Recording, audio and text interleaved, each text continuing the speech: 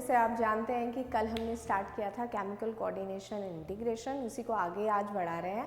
Hypothalamus discuss करेंगे, pituitary के parts जो हैं वो डिस्कस करेंगे। चलिए आगे बढ़ते हैं।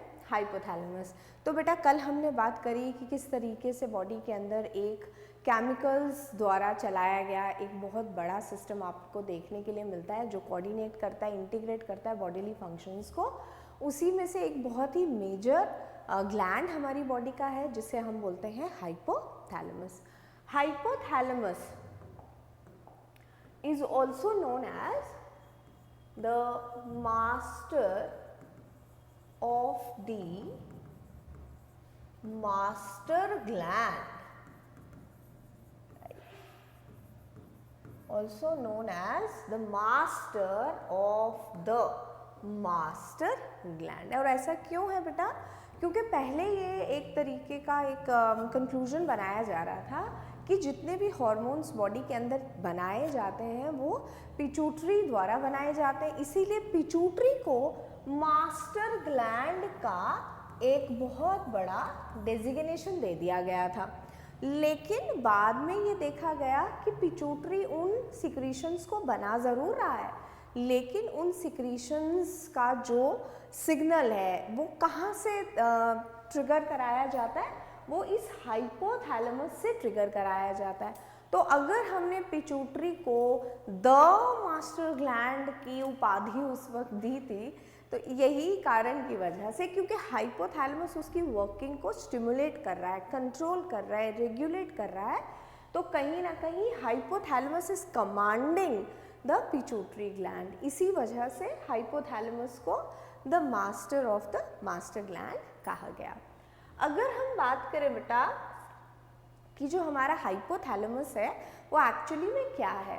हाइपोथैलेमस एक छोटा रीजन है, it is a small region that lies below the thalamus. तो न्यूरल कंट्रोल में हमने पढ़ा है बेटा, हमारी फोर ब्रेन का एक हिस्सा है डायनसेफेलॉन, और डायनसेफेलॉन के 3 हिस्से हैं।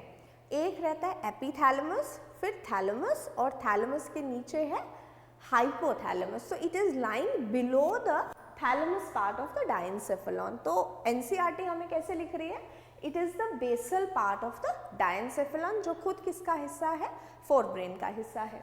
हाइपोथैलेमस एक बहुत मेजर लिंक है between the neural system and the endocrine system. Neural system में hypothalamus is performing a wide variety of functions, जैसे वो हमारा टेम्परेचर रेगुलेटर सेंटर है, हमारे सटाइटी सेंटर्स है, थर्स्ट का सेंटर है, हंगर का सेंटर है, इमोशनल बिहेवियर कंट्रोल करता है। लिम्बिक सिस्टम का एक बहुत इम्पॉर्टेंट पार्ट हमारा हाइपोथैलेमस है। तो न्यूरल और एंडोक्राइन सिस्टम के बीच का एक बड़ा मेजर लिंक आपका हाइपोथैलेमस बनता है। हाइपोथैलेमस के पास अब जो सिक्रीटरी पावर है वो कैसे आ रही है? क्योंकि हाइपोथैलेमस के पास है स्पेशल क्लस्टर्स ऑफ सेल्स, जिन सेल्स को हम नाम क्या देते हैं? न्यूरोसिक्रीटरी सेल्स, और क्यूमुलेटिवली उन्हें हम क्या बोलते हैं? न्यूक्लियाई बोलते हैं, और कलेक्टिवली क्या बोल रहे हैं? हमने न्यूक्लियाई बोल रहे हैं। यही न्यूक्लियाई एक्चुअली क्या करते हैं? हार्मोन्स को प्रोड्यूस करते हैं, और उन हार्मोन्स को हम नाम क्या दे सकते हैं? न्यूरो हार्मोन्स का नाम दे सकते हैं। यही हार्मोन है बेटा जो पिट्यूटरी ग्लैंड को जाकर स्टिमुलेट भी कराएंगे, उसको स्टिमुलेट कराते हैं ताकि वो अपनी सिक्रीशंस का सिंथेसिस स्टार्ट कर सके और रिलीज भी दिखा सके। तो hypothalamus is directly controlling the working mechanism of pituitary gland, इसीलिए वो डेजिग्नेशन उसे दी गई है।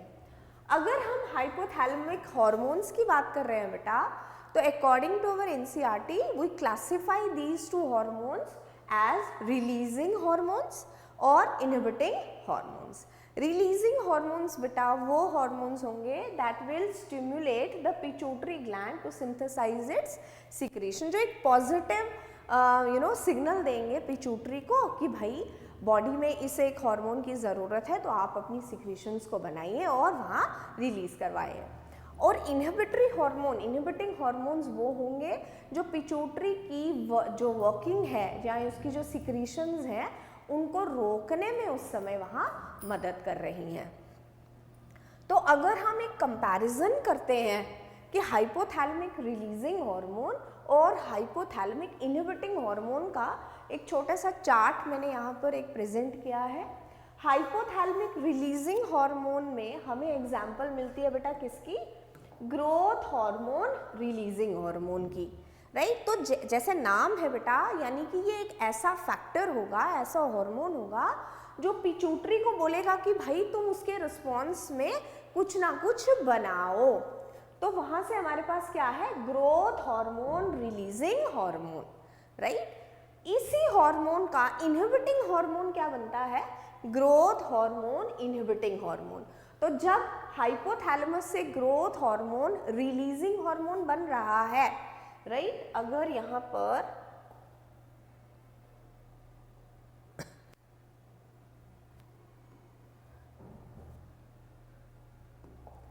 अगर हमारे ग्रोथ हार्मोन रिलीजिंग हार्मोन यहाँ बन रहे हैं बेटा, ग्रोथ हार्मोन रिलीजिंग हार्मोन कौन बना रहा है, हाइपोथैलेमस बना रहा है।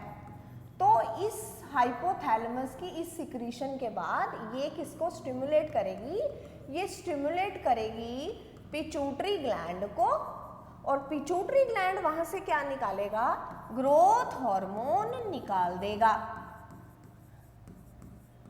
तो ये जो फैक्टर है ये क्या एक तरीके से पॉजिटिव सिग्नल दे रहा है, जो चाह रहा है कि पिट्यूटरी भाई अपनी सिक्रीशंस बनाए।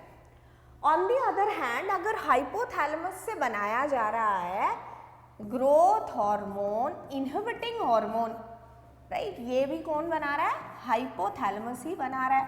तो हाइपोथैलेमस से जब ये सिक्रीशन बनेगी तो इसने पिट्यूटरी ग्लैंड को बोलना है कि भाई स्टॉप कर दीजिए, to stop the secretion of growth hormone. तो इनहिबिट कर दिया ना बेटा उसका फंक्शन। इसी वजह से इस हार्मोन को नाम क्या दे रहे हैं, इनहिबिटिंग हार्मोन। इसी हार्मोन का जो नाम है वो एनसीईआरटी हमें क्या लिख रही है बेटा, सोमैटोस्टैटिन लिख रही है।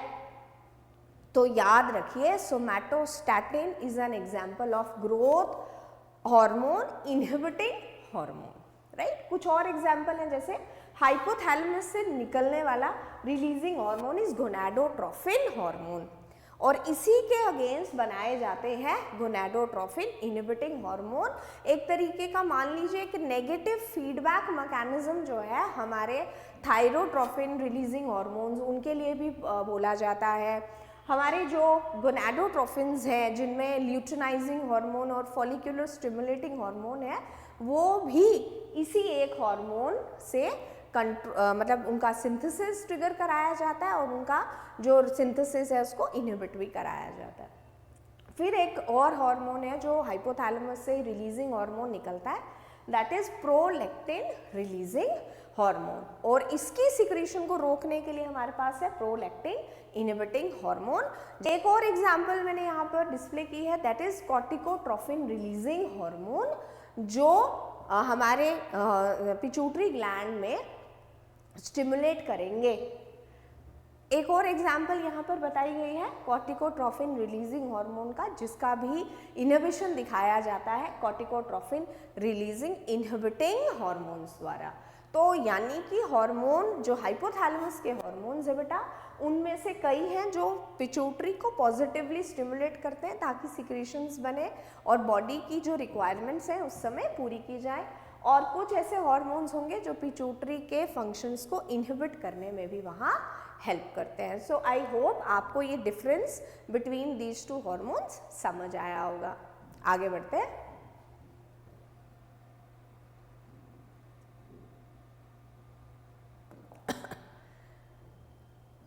बहुत ही important topic, hypothalamo hypophyseal portal system. अब हमने कहा कि भाई हाइपोथैलेमस कंट्रोल कर रहा है पिट्यूटरी की वर्किंग को। कैसे कंट्रोल करता है बेटा, देखते हैं। हाइपोथैलेमस और पिट्यूटरी शेयर करते हैं एक बहुत बड़ा पोर्टल सिस्टम, उसी को बोला जाता है हाइपोथैलेमो हाइपोफाइशियल पोर्टल सिस्टम। तो इनडायरेक्टली और डायरेक्टली अगर हम देखें तो हमारे जो रिलीजिंग और इनहिबिटिंग हार्मोन जो कहाँ से रिलीज हो रहे थे बेटा, हाइपोथैलेमस से रिलीज हो रहे थे। ये एक्चुअली कहाँ बनाए जा रहे हैं, जैसे मैंने कहा कि हम यहाँ पर ये कहाँ बनाए जा रहे हैं, ये हाइपोथैलेमिक न्यूरॉन्स में बनाए जाते हैं। और वही न्यूरॉन्स क्या करते हैं, इन सिक्रीशंस को अपने साथ लेके चलते हैं। These secretion pass through the axons और वहाँ से रिलीज करा दिए जाते हैं फ्रॉम देयर नर्व एंडिंग्स। तो वहाँ से रिलीज करा दिया जाता है, राइट। ये हॉर्मोन्स एक स्पेशल सिस्टम द्वारा पिट्यूटरी में एंटर करते हैं और उसी पोर्टल सिस्टम का नाम है हाइपोफाइशियल पोर्टल सिस्टम, जिसे एनसीईआरटी पोर्टल सर्कुलेटरी सिस्टम बोलती है बेटा। तो पोर्टल सर्कुलेटरी सिस्टम वो होता है बेटा विच starts with N artery, right. फिर एक कैपिलरी का बेड बनेगा, फिर वो एक वेन में टर्मिनेट करेगा और फाइनली एक और सेकेंडरी नेटवर्क बनता है कैपिलरीज का। तो वो जो एक सिस्टम है जो कैपिलरी से ओरिजिनेट किया, कैपिलरीज पहली बनी, एक बार पहली बार कैपिलरीज उसमें दिख रही हैं और दोबारा भी उनका डिफ्यूजन किसके माध्यम से होगा, कैपिलरीज द्वारा ही होगा। ऐसा सिस्टम क्या बनता है, पोर्टल सिस्टम बनता है। तो कमेंट बॉक्स में ज़रूर लिखिए कि क्या ह्यूमन बीइंग्स में there is another type of portal system which is also operating. Do answer in the comment box. अब क्या ये पोर्टल सर्कुलेटरी सिस्टम भाई पूरे पिट्यूटरी में चल रहा है कि पूरे के पूरे ग्लैंड जो है पिट्यूटरी का वो सर्कुलेशंस इस तरीके की सिक्रेशंस को रिसीव कर रहा है through a portal circulatory system? तो ऐसा नहीं है बेटा। पोर्टल सर्कुलेटरी सिस्टम पिट्यूटरी की एक ही सेक्शन में चल रहा है और वो कौन सी सेक्शन है, that is the anterior lobe of pituitary gland. पूरे के पूरी पिट्यूटरी में पोर्टल सर्कुलेशन नहीं है, सिर्फ एंटीरियर लोब में ही आपको ये सर्कुलेशन मिलेगी, राइट। तो यानी कि पिट्यूटरी ग्लैंड को हम अगर डिवाइड कर सकते हैं, so we divide it into an anterior lobe which is almost merge with the intermediate lobe as well और पोस्टीरियर लोब। तो यानी कि जो एंटीरियर लोब है वो कैसे चलती होगी, कैसे रिसीव करती होगी सिक्रेशंस को, through a portal circulatory system.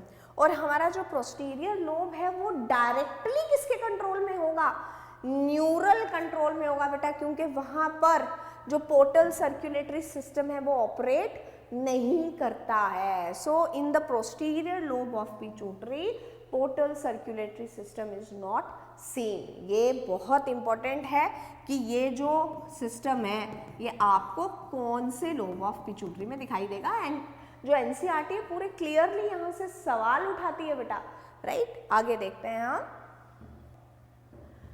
तो ये एक डायग्राम हमें एनसीईआरटी में भी देखने को मिल रही है बेटा, बहुत इंपॉर्टेंट है। चलिए अंडरस्टैंड करते हैं यही कॉन्सेप्ट जो अभी हम बात कर रहे थे पोर्टल सिस्टम का। तो जैसे हमने बताया कि जो हाइपोथैलेमस है ये यहाँ पर प्रेजेंट आप देख रहे हैं, राइट। और हाइपोथैलेमस और पिट्यूटरी जुड़ते हैं with the help of a stock जिसे हम बोलते हैं इनफंडिब्यूलम, राइट, इनफंडिब्यूलम। तो अगर हम पोर्टल सर्कुलेटरी सिस्टम की बात कर रहे हैं बेटा, तो हाइपोफाइशियल आर्टरीज जो हैं वो ब्लड को यहाँ से लेकर आ रही हैं टुवर्ड्स द ब्रेन, राइट। उन्हें बोला जाता है सुपीरियर हाइपोफाइशियल आर्टरीज। ये ब्लड कहाँ लेकर आ रही हैं, टुवर्ड्स ब्रेन जो है वो लेकर आती हैं बेटा, राइट। जैसे ही ये इस मिडल पोर्शन में पहुंचती हैं, right, they reach the middle eminence of infundibulum, वहां से एक पहला कैपिलरीज का नेटवर्क स्टार्ट होता है। तो यहाँ से जो भी सिक्रीशंस बनी होंगी बेटा, इस न्यूरो सिक्रीटरी सेल्स ने जो भी सिक्रीशंस बनाई होंगी इस कैपिलरी बेड में डिफ्यूज करा दी जाएंगी। फिर वहां से हाइपोफाइशियल पोर्टल वेन इन सिक्रीशंस को लेकर आ रही हैं और ये दोबारा किसमें डाल दी जाएंगी, इस सेकेंड नेटवर्क ऑफ कैपिलरीज में डाल दी जाएंगी और वहीं से क्या होगा, इनका रिलीज होगा। तो ऐसा सिस्टम जहां से हमने जो भी सिक्रीशंस हैं उनको पहले एक प्राइमरी जो नेटवर्क है कैपिलरीज का उसमें डिफ्यूज किया, एक हाइपोफाइशियल पोर्टल वेन वहाँ से इमर्ज हुई और वो उसको सेकेंड नेटवर्क ऑफ कैपिलरीज में जाकर डिफ्यूज करा रहा है। ऐसा एक सिस्टम ही बनता है क्या, पोर्टल सर्क्यूलेटरी सिस्टम। और आप देखो कि ये जो पोर्शन है, ये कौन सा पोर्शन है हमारा, एंटीरियर लोब ऑफ पिट्यूटरी में दिखाई दे रहा है बेटा, राइट। तो हमें एनसीईआरटी पूरा ही अंडरस्टैंड करा रही है कि पोर्टल सर्क्यूलेटरी सिस्टम ऑपरेट करता है कौन से लोब में, एंटीरियर लोब ऑफ पिट्यूटरी में। तो हमारी बात वहां सही हो गई कि portal circulatory system is operating in the anterior lobe, right. इसी के कंपैरेटिवली अगर मैं पोस्टीरियर लोब को देख रही हूँ बेटा, तो आप अगर ध्यान से इस डायग्राम को अंडरस्टैंड करेंगे जो एनसीईआरटी आपको दिखा रही है, यहाँ पर भी आपको एक न्यूरोसेक्रेटरी सेल दिखाई दे रहा है। इसने जो भी सिक्रीशंस को प्रोड्यूस किया, ये इस एक्सॉन के थ्रू यहां पर पहुंच रही हैं। तो क्या यहां किसी भी तरीके का आपको कोई सर्कुलेटरी मैकेनिज्म दिखाई दे रहा है? नहीं। क्या यहां पर कोई कैपिलरीज का बेड आपको दिख रहा है? नहीं दिख रहा है। तो यानी कि यहाँ पर हाइपोथैलेमिक न्यूरॉन, ये जो हाइपोथैलेमिक न्यूरॉन है, ये खुद सिक्रीशंस को लेकर आ रहा है। कहाँ पर लेकर आ रहा है? Towards the posterior lobe of pituitary. ये बड़ा फर्क है जो हमें अंडरस्टैंड करना है कि एंटीरियर पिट्यूटरी में पोर्टल सर्कुलेटरी सिस्टम ऑपरेट कर रहा है, लेकिन जो पोस्टीरियर पिट्यूटरी है उसमें हाइपोथैलेमस न्यूरॉन खुद आ रहा है सिक्रीशंस को लेकर, राइट। तो ये हम कह सकते हैं कि हमारा जो एंटीरियर पिट्यूटरी है वो पोर्टल सर्कुलेशन द्वारा काम कर रहा है, लेकिन posterior lobe of pituitary is working under the direct neural control of hypothalamus. तो ये अंडरस्टैंड करना है हमें इस तरीके से।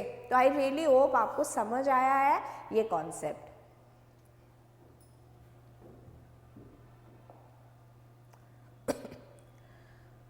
अगर बात करें बेटा पिट्यूटरी ग्लैंड की, राइट, तो हाइपोथैलेमस के बारे में हम एनसीईआरटी लास्ट में पढ़ेंगे भी। पिट्यूटरी ग्लैंड की बेटा अगर हम बात कर रहे हैं तो पिट्यूटरी ग्लैंड एक मटर के दाने जितना ग्लैंड है, right. Is a pea shaped gland that measures about 1 to 1.5 centimetres in diameter. और ये कहाँ पर प्रेजेंट है बेटा? एक बोन है जिसका नाम है सिफेनॉइड बोन, आपने जरूर पढ़ी होगी लोकोमोशन एंड मूवमेंट में आप, राइट। सिफेनॉइड बोन एक बहुत मेजर बोन है हमारे स्कल की। वहां पर उसके पास एक डिप्रेशन है, एक बोनी कैविटी है, एक छोटा सा, एक कह लो आप डिप्रेशन जैसा एक स्ट्रक्चर है, और उस डिप्रेशन का नाम क्या है? Sella turcica. This is actually known as sella turcica, right. The depression in that bony cavity, right. Bone का नाम है सिफेनॉइड बोन, उसके अंदर एक डिप्रेशन है जिसका नाम है सेला टर्सिका। उसी सेला टर्सिका की ये जो डिप्रेशन है बेटा, ये जो डिप्रेशन है, यहाँ पर ही आपको ये पिट्यूटरी ग्लैंड यहाँ पर लोकेटेड दिखाई दे रहा है, राइट। हाइपोथैलेमस से, जैसे मैंने कहा, it is connected to the hypothalamus with the help of a stalk like structure, जिसे स्टॉक को हम नाम क्या दे रहे हैं? इनफंडिबुलम दे रहे हैं। और अगर हम इसकी सेपरेशन की बात करें बेटा, तो पिट्यूटरी को हम स्ट्रक्चरली यानी कि एनाटॉमिकली और फंक्शनली दो सेपरेट रीजन्स में बांट सकते हैं। एक रीजन बनता है अडीनो हाइपोफाइसिस और एक बनता है बेटा न्यूरो हाइपोफाइसिस। अडीनो हाइपोफाइसिस मिलकर बना है किस किस से? एंटीरियर लोब ऑफ पिट्यूटरी से और एक intermediate lobe of pituitary, right. Intermediate जो हमारा एंटीरियर लोब ऑफ पिट्यूटरी है उसको हम पार्स डिस्टालिस पोर्शन के नाम से भी जानते हैं, और इंटरमीडिएट पिट्यूटरी को हम पार्स इंटरमीडिया भी बोल रहे हैं। पार्स डिस्टालिस की अपनी सिक्रीशंस होती हैं, पार्स इंटरमीडिया अपनी सिक्रीशन अलग बनाता है, राइट। क्योंकि ये बिल्कुल इसके पास है, it is almost merged with the anterior pituitary, इसीलिए हम इसे अडीनो हाइपोफाइसिस में इंक्लूड कर रहे हैं बेटा, right. On the other hand जो हमारा न्यूरो हाइपोफाइसिस है, इट इज मोर और लेस अ स्मॉल स्ट्रक्चर जिसे हम नाम क्या दे रहे हैं, पार्स नर्वोसा दे रहे हैं, और पोस्टीरियर लोब ऑफ पिट्यूटरी इसी का नाम है बेटा। तो neurohypophysis is actually the representation for the posterior lobe of pituitary gland. ये बेटा जो डिवीजन है ये अंडरस्टैंड करनी बहुत बहुत ज़्यादा ज़रूरी है। तो अडीनो दो पार्ट से मिलकर बन रहा है, एंटीरियर और इंटरमीडिएट लोब। एंटीरियर को हम क्या बोल रहे हैं, पार्स डिस्टालिस, इंटरमीडिएट को क्या बोल रहे हैं, पार्स इंटरमीडिया, और पोस्टीरियर लोब को हम पार्स नर्वोसा के नाम से जानते हैं। अंडरस्टूड? अगर हम पिट्यूटरी हार्मोन्स की बात कर रहे हैं बेटा, तो पार्स डिस्टालिस जैसे मैंने कहा उसके अपने हार्मोन्स हैं, और पार्स इंटरमीडिया अपनी सिक्रीशंस खुद बनाती हैं, और पार्स नर्वोसा की अलग होती हैं। तो देखते हैं हमारे पार्स डिस्टालिस से जो सिक्रीशंस हैं, तो याद रखो बेटा पार्स डिस्टालिस से यानी कि एंटीरियर पिट्यूटरी टोटल आपको 6 सिक्रीशंस के साथ मिलेगा। कौन कौन सी? एक है बेटा हमारे पास ग्रोथ हार्मोन, एक है हमारे पास थायराइड स्टिमुलेटिंग हार्मोन, एक मिलेगा हमें एड्रीनोकॉर्टिकोट्रोपिक हार्मोन, एक मिलेगा प्रोलैक्टिन, और 2 टाइप के मिलेंगे गोनाडोट्रोफिन। कौन कौन से? एक मिलेगा ल्यूटेनाइजिंग हार्मोन और एक मिलता है फॉलिकुलर स्टिमुलेटिंग हार्मोन। तो पार्स इंटरमीडिया से एक हार्मोन निकाला जाता है जिसका नाम है मेलानोसाइट स्टिमुलेटिंग हार्मोन, जो हमारे स्पेशल टाइप के सेल्स होते हैं जिन्हें मेलानोसाइट्स होता है बोला जाता है, वहां से रिलीज किया जाता है बेटा। पार्स नर्वोसा से 2 टाइप की सिक्रीशंस रिलीज कराई जाती हैं, एक का नाम है ऑक्सीटोसिन और एक का नाम है वैसोप्रेसिन। इंटरेस्टिंग बात क्या है बेटा कि क्या ये हार्मोन्स भाई एक्चुअली पार्स नर्वोसा ने खुद बनाए? जैसे ये जो हार्मोन है वो एंटीरियर और इंटरमीडिएट खुद से सिंथेसाइज कर रहा है क्योंकि सिग्नल आ रहा है हाइपोथैलेमस से रिलीजिंग हार्मोन का, पर क्या ये बनाए जा रहे हैं? तो ध्यान से सुनो बेटा, ये सिक्रीशंस एक्चुअली हाइपोथैलेमस में बनी थी, ये तो यहाँ सिर्फ और सिर्फ वहाँ पर पहुँचाई गई हैं।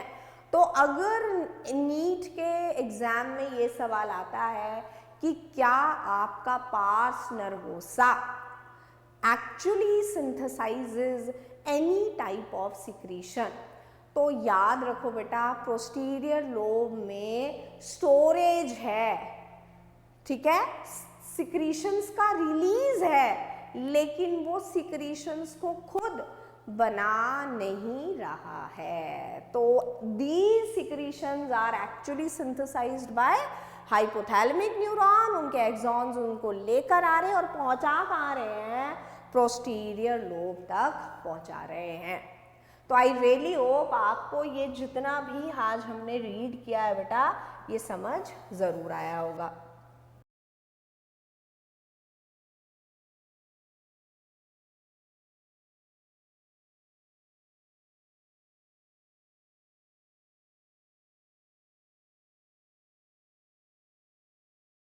एनसीईआरटी को रीड करते हैं बेटा। जैसे हमने कहा कि hypothalamus is the basal part of the diencephalon, जो किसका रिप्रेजेंटेशन है, फोर ब्रेन का एक हिस्सा है और बहुत ही wide variety of body functions को रेगुलेट कर रहा है। हाइपोथैलेमस के पास स्पेशल न्यूरोसेक्रेटरी सेल्स हैं जिन्हें हमने नाम क्या दिया, न्यूक्लियाई दिया, और यही हार्मोन्स रेगुलेट भी करते हैं, किसका, सिंथेसिस रेगुलेट कर रहे हैं, सिक्रीशन रेगुलेट कर रहे हैं, किसकी बच्चे, पिट्यूटरी हार्मोन्स की। जो हार्मोन्स हाइपोथैलेमस ने बनाए वो 2 किस्म के हैं, रिलीजिंग हार्मोन और दूसरा कौन सा, inhibiting hormone. Releasing hormone pituitary को जगा देंगे, स्टिमुलेट करेंगे कि भाई अपनी सिक्रीशंस बनाइए। इनहिबिटिंग हार्मोन पिट्यूटरी की सिक्रीशंस को बंद करने का काम करता है। जैसे एक हाइपोथैलेमिक न्यूरॉन है जिसका नाम है gonadotrophin releasing hormone, right, gonadotrophin releasing hormone, इसने स्टिमुलेट करना है पिट्यूटरी को कि आप बनाइए। इसके रिस्पॉन्स में क्या, गोनाडोट्रोफिन, यानी कि उस टाइम पर LH की ज़रूरत है या FSH की ज़रूरत है, बनाने पड़ेंगे। On the other hand somatostatin एक इनहिबिटिंग हार्मोन है जो किसकी रिलीज को बंद करा देगा, ग्रोथ हार्मोन की रिलीज को बंद करा देगा। ये जो हार्मोन्स हैं ये एक्चुअली कहाँ बन रहे हैं, हाइपोथैलेमिक न्यूरॉन में बन रहे हैं। पास कहाँ से हो रहे हैं, एक्सॉन्स के थ्रू पास होंगे और रिलीज करा दिए जाएंगे अपनी नर्व एंडिंग से। ये जो हार्मोन है ये पिट्यूटरी ग्लैंड में एक पोर्टल सिस्टम द्वारा पहुंचाए जा रहे हैं जिसका नाम है पोर्टल सर्कुलेटरी सिस्टम। पूरा नाम है हाइपोथैलेमो हाइपोफाइशियल पोर्टल सिस्टम और रेगुलेट करता है, ये बच्चे ध्यान से ये लाइन सुननी है कि जो पोर्टल सर्कुलेटरी सिस्टम है वो किसकी, पिट्यूटरी के कौन से हिस्से की रेगुलेशन कर रहा है, तो वो करता है एंटीरियर पिट्यूटरी की रेगुलेशन। यानी कि जो पोस्टीरियर पिट्यूटरी है वो किसके कंट्रोल में होगा, वो न्यूरल रेगुलेशन के कंट्रोल में होगा। तो ये बात बच्चे याद रखनी है।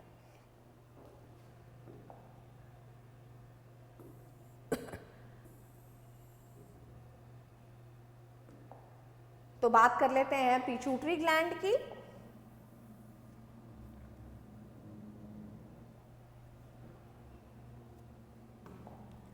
पिट्यूटरी ग्लैंड जैसे बताया एक बोनी कैविटी जिसे क्या बोल रहे हैं, sella turcica, and it is attached to the hypothalamus by a stalk, नाम है जिसका इन्फंडिब्यूलम।